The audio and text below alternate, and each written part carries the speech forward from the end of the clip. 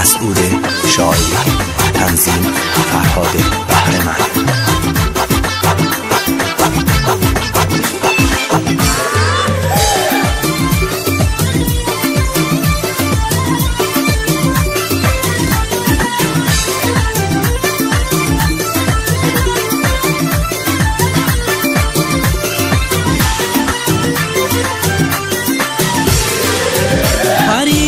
قشنگوت اکن بر هوایی که بگیرم ده آغوش ای دل بری نهایی.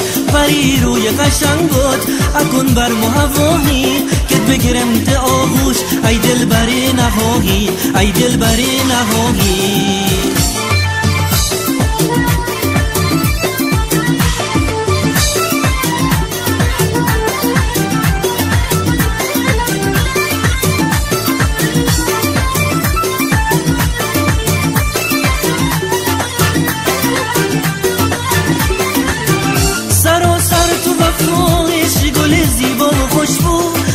فدای رویت حالا نگار گل رو، سراسر تو وفاهش گل زیبا و خوشبو.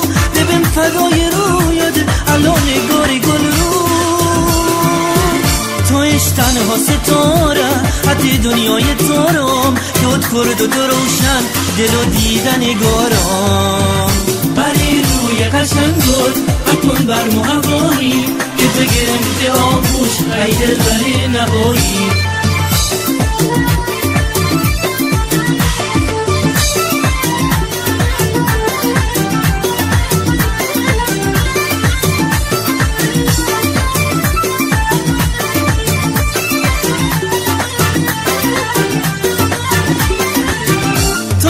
باد ملایم حتی گرمای سوزان، آتش گرمی عشقت همو شمع و فروزان. تویش باد ملایم حتی گرمای سوزان، آتش گرمی عشقت همو شمع و فروزان.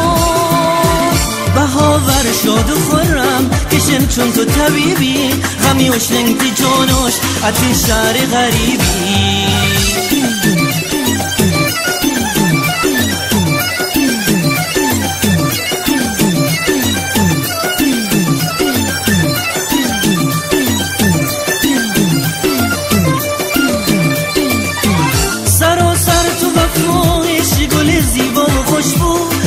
فدای رویت حالا نگار گل رو، سراسر تو وفاهش گل زیبا و خوشبو. ببین فدای رویت حالا نگار گل رو،